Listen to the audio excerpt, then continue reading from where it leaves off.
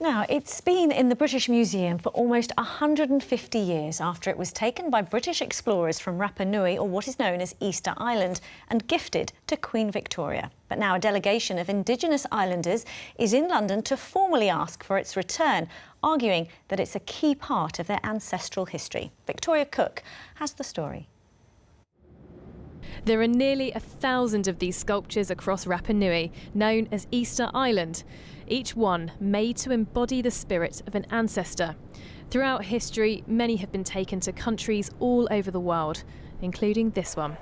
Hoa Hakananae has stood in the British Museum for 150 years, but now the islanders want it returned. Just give us a chance so he can come back.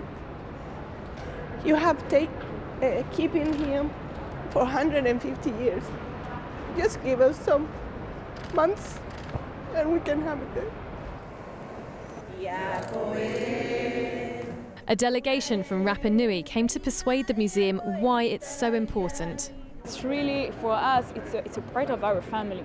It's not just a stone. You have to understand that for us it's not an exhibition only. It's also something which is, there is a real meaning in this.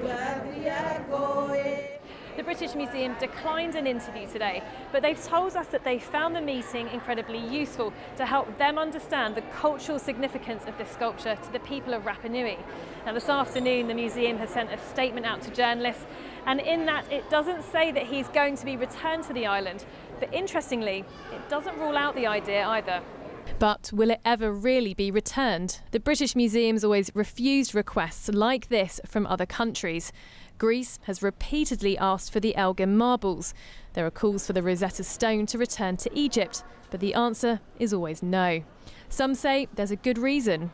You have to remember that for many of the cultures from which these artefacts come, they also benefit from the fact that they can be seen by so many people in the British Museum, and they can be compared with other things from other places all around the world. And I think that's just as important as returning them, in many cases, back to where they originally came from.